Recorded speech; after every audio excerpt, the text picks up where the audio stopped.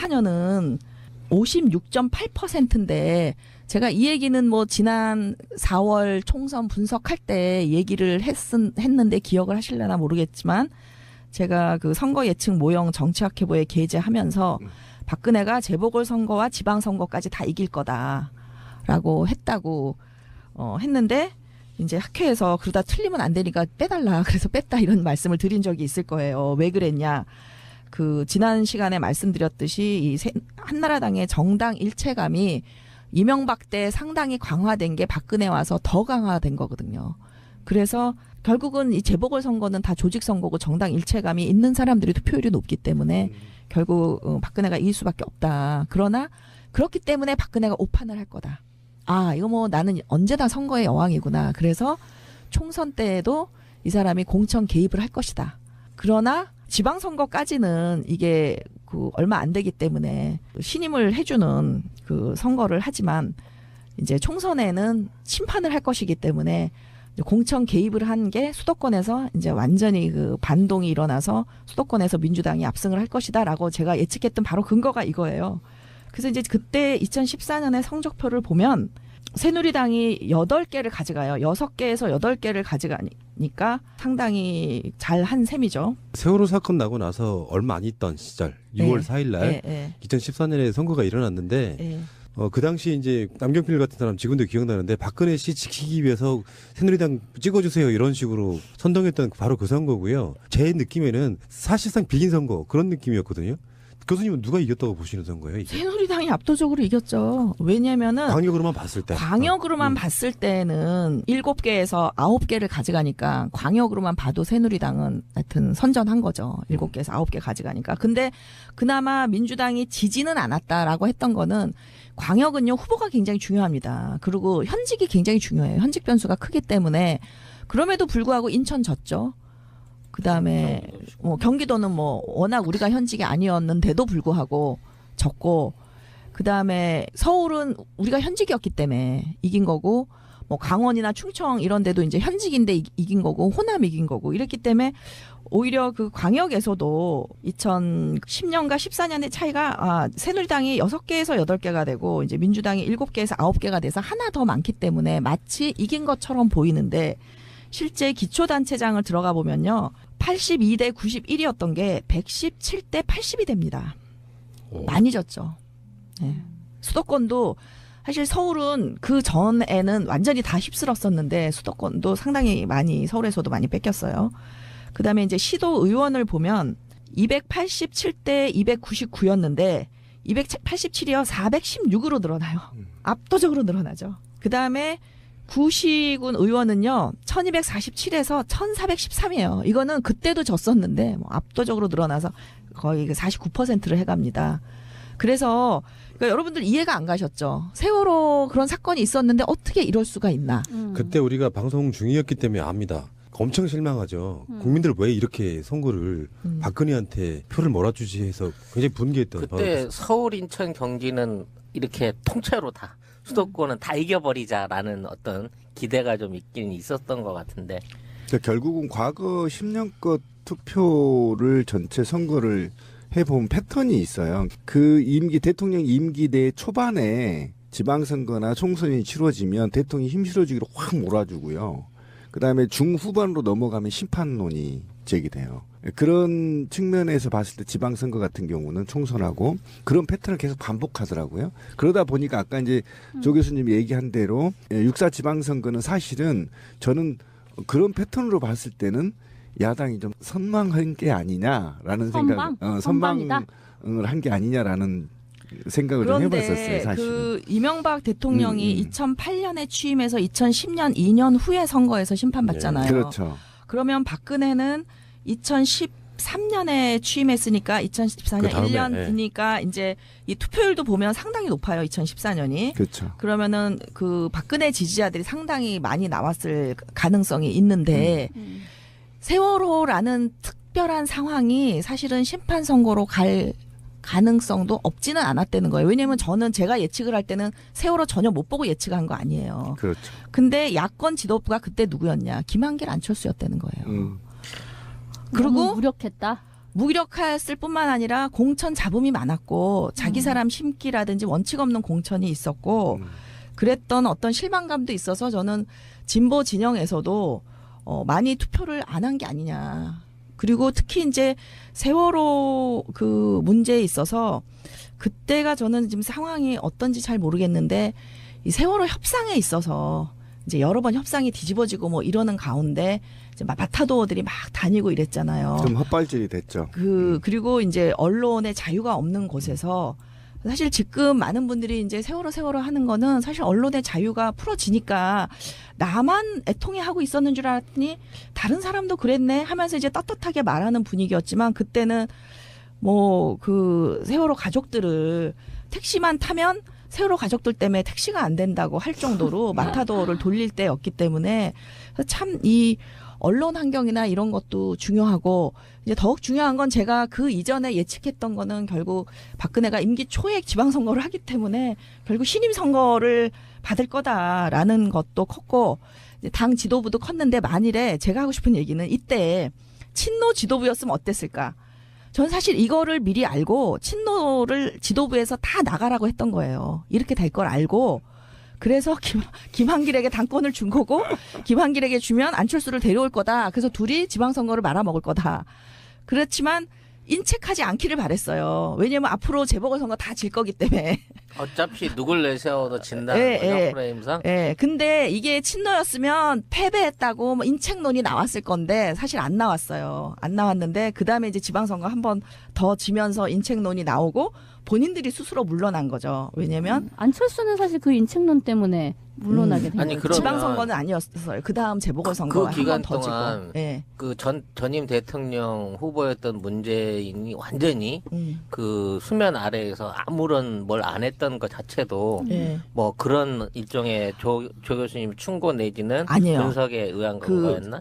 여러분들이 하나 오해하고 있는 게 제가 이제 그 어떤 친노 친문 왕따 얘기를 하니까 제가 문재인과 뭐 밀접히 관련이 있거나 뭔가 전략을 주고받거나 이런 걸로 오해하실 수 있는데 제가 그런 목적으로 친노 다 나가라고 한 거 친노 누구도 몰라요. 제가 그냥 여기 와서 혼자 하는 소리지 친노가요 모여서 전략을 주고받고 대화를 나누는 사람들이 아닙니다. 진짜 까칠해요. 그래서 그냥 문재인은 자기가 대선 패배에 책임이 있으니까 그렇게 로우키로 숨어 있어야 된다고 생각했겠죠. 왜냐하면 새 대통령에 대해서도 예의가 아니잖아요. 나와서 이해창 씨처럼 대선에 한 번 졌는데 다시 당대표로 나와서 김대중 대통령을 흔들고 이랬던 게 진짜 안 좋았거든요. 그래서 우리가 제왕적 총재에 물러나라 그렇게 난리를 쳤던 거기 때문에 이제 문재인 대표는 다른 생각이었지만 저는 이제 나름 생각이 있어서 이렇게 했는데 제가 하고 싶은 얘기는 이제 이게 친노가 지도부였으면 참패라고 난리가 났을 거라는 거죠. 근데 흔드는 사람이 없었어요, 사실. 이때는 흔드는 사람이 없었고 그 다음에 이제 재보궐선거가 상당히 그 중간 정도의 스케일로 꽤 대규모 재보궐선거가 있었는데 이제 거기서 성적이 좀 안 좋았죠. 아주 나쁜 것도 아니고 좀 안 좋았어요. 그랬는데 이제 그 총선 때 컴백하려고 얼른 물러난 것 같아요. 그쪽은 뭐 머리가 없겠어요. 그래서 이제 임기까지 해줬는데 이거는 아닌데 속으로 그랬었는데 어쨌든 그래서 이 지방선거를 제가 보려고 했던 이유는 구좌파 이 프레임에 대해서 너무 과대평가하지 말자. 국민들은 따로 가고 있다라는 말씀을 드리고 이 오큐파이 월스트리트 이후로요. 이 신좌파들이 구좌파와 점점 가까워지고 있어요. 왜 그러냐면은 신좌파는 뭐예요? 국가가 알아서 나를 위해서 해주는 건 싫어해요. 그러나 내가 필요하다고 생각해서 내가 좌파 정책을 지지해서 하는 건 좋아. 이게 신좌파거든요.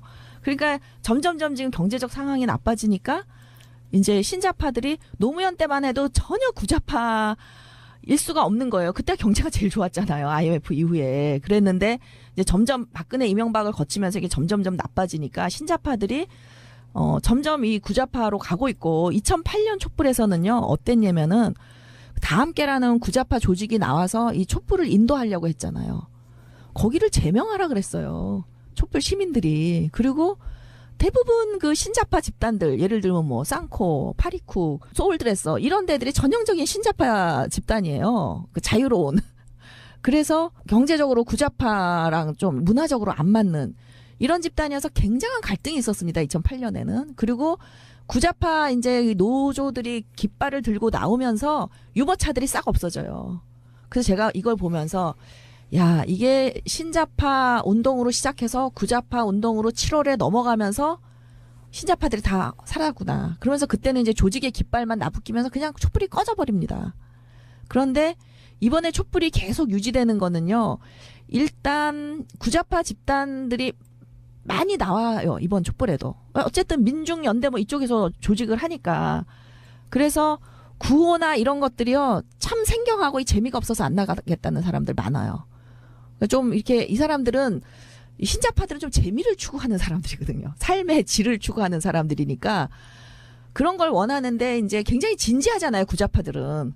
굉장히 엄숙하고 그렇게 이제 촛불 시위를 유도하니까 행진은 하는데 앉아있기가 너무 지루하다는 거예요. 저도 끝까지 못 앉아있겠어요. 이제 그런데도 예를 들면은 뭐 노조원들이 나와서 이렇게 구좌파의 의제를 얘기하고 이럴 때 호응을 같이 보내주거든요. 그래서 제가 이걸 보면서 야, 이번 촛불에서 신자파와 구좌파가 손을 잡는구나 이런 느낌을 받을 만큼 신자파들이 경제 문제에 대해서 한 반쯤 왔다는 거죠. 아니 그렇다고 하면 지금 교수님께서 말씀하셨을 때 구좌파적인 의제로 경도되는 것이 옳지 않다. 이렇게 생각했던 것에서 현재의 촛불의 양상은 2008년도 때에 구좌파와 신자파가 괴리되었었던 것과는 달리 뭔가 서로 굉장히 친연성을 갖게 되는 그 과정이 있다고 하면 그러면 당연히 경제적인 의제, 소위 말하는 구좌파적 의제가 더 많이 나와져야 되는 거 아닌가요? 지난 대선보다는 이번 대선의 수용성이 훨씬 높다고 보죠. 그러나 구좌파들이 원하는 데까지 가면 안 되고 딱 중간 정도에서 구좌파도 양보하고 신자파도 받아들이는 수준에서 타협을 저는 해야 된다는 거예요. 적어도 전략으로서의 정책은.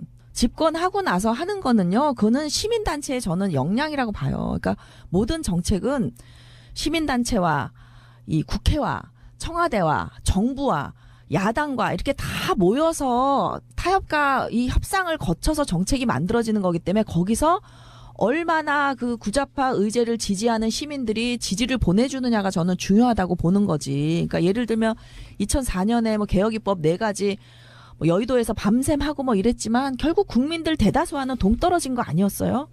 그러니까 결국 여론에서 못 이겼기 때문에 통과를 못 시킨 거예요. 그러니까 민주정치는 여론정치이기 때문에 구좌파들이 매일 대통령만 때리고 후보만 때릴 게 아니라 저는 국민을 설득하는 게 매우 중요하다고 생각해요.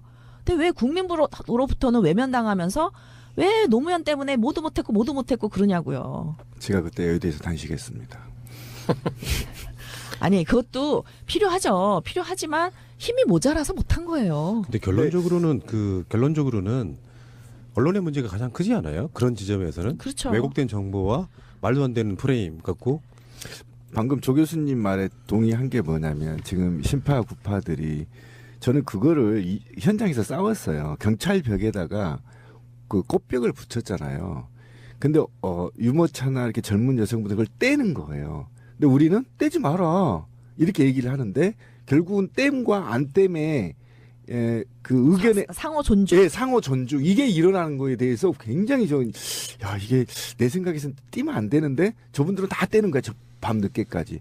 그러면서 그거에 대해서 서로 싸우지 않고 처음에는 좀 논쟁이 있었어요. 현장에서 띄지 마라 막 몸싸움도 있었고. 이 문화적 갈등이 있는 거예요. 이게 이 작은 행동 하나로 그런 걸 느낄 수 있었어요. 제가 현장에. 근데 이번에 이제 구좌파와 신자파가 이번 2016년 촛불 집회에서 같이 하나가 될 수 있었던 것은 그 구좌파 그 집단들이 시위를 주도함에 있어서 과거처럼 그렇게 구좌파 시위처럼 예를 들면 폭력 시위로 간다든지 뭐 완전히 이념 투쟁으로 머리띠 묶고 나와서 이렇게 하지 않고 상당히 시민들에게 많은 공간을 내줬고요. 양보했고 프로그램도 양보했고. 그렇죠. 그리고 그 시민들이 자발적으로 그 공간을 채워갔었던 거예요. 뭐 여고생 발언이라든지. 근데 이 발언을 촛불 시위에 나왔던 발언들을 연구한 학자가 있어요. 그거를 제가 이렇게 봤더니 가장 공감도가 높았던 게 일반 시민인 거예요. 고등학생 뭐 이런 그냥 시민들. 우리의 얘기. 일상 속의 민주주의를 하고 싶은 거예요. 근데 이제 조직된 그 집단의 장 이런 분들이 나와서 연설을 하면 구호 외치고 막 이러는 것들이 너무 시민들한테 낯선 거예요. 그러니까 여전히 서로 낯섦이 있어요. 그런데 서로 양보를 하는 거죠. 2008년과 같은 그런 극단적인 대립은 없는 거죠. 그때는 뭐 서로 배제하고 예를 들어서 지도부들이 일로 행진해라 그러면 거꾸로 행진해요. 이 사람들이. 말을 안 듣는 거예요. 그러니까 김종인 씨가 문재인 대표에게 그 지지자들 관리 좀 해라 이랬더니 지지자들이 하는 말이 문재인 대표가 한 트윗도 마음에 안 들면 RT 안 한대. 자기네 RT 거부를 한다는 거예요. 맞아요. 네. 네. 그게 신자파의 특징이에요. 그러니까 권위주의를 일체 무시하는 탈권위주의가 문화적 민주주의가 이게 핵심이거든요. 그래서 최장집 교수 얘기를 들어보면요. 정말 말도 안 되는 얘기를 되게 많이 하시는데 가장 말이 안 되는 얘기가 뭐냐면 노무현이 친노들을 자꾸 물러나라고 하는 게 이제 독재 반독재는 끝났다 이런 말씀을 하세요. 근데 독재 반독재는 87년 얘기고요. 지금은 권위주의 탈권위주의의 문화로서의 민주주의를 얘기하는 건데 절차적 민주주의 독재 반독재 끝났으니까 좀 경제 민주화 좀 하자 이러시거든요. 근데 경제 민주화 이미 넘어갔고요. 이제 다시 오는 중이에요. 양극화로 인해서. 근데 그들이 어디까지 오는 만큼 이 제3세대 시민들이 원하는 만큼이 저는 경제 민주화를 우리가 할 수 있는 역량이라고 봐요. 그래서 그 대부분 이 스피커를 들고 있는 언론인들, 지식인들 제발 시민 수준 좀 따라가 주시고 그다음에 이제 제가 그 이 낭만 닥터 김사부 제가 요새 빠져 있는데 보세요 혹시? 네, 지난주에 끝났죠. 아, 근데 저는 다시 보기로 무료만 보고 있어서 아직 중간분이 못 왔는데 거기 왜 빽 있는 사람한테 이 잘못이 없는 의사다로 막 사과하라 그러잖아요. 그럴 때 왜 사과하라 그러냐면 그게 세상의 질서라는 거야 이래요. 그러니까 저는 이 조중동 한경호가 그 친노 친문에게 세상의 질서를 거스리지 마 이런 식으로 저는 왕따를 시키는 게 아닌가 하는 생각이 들고 그때 의사가 뭐라 그러냐면 돈도 실력이고 부모의 백도 스펙이라고 치자. 그래도 양심은 있어야지 이런 얘기를 하거든요. 교통사고 낸 그 사람에게. 그래서 수많은 사람을 죽이고 부상당하고도 양심의 가책을 받지 않는 사람에게 그러는데 저는 언론도 권력이고 기사는 신념이라고 치자. 그래도 양심은 있어야지 이 말 좀 하고 싶어요.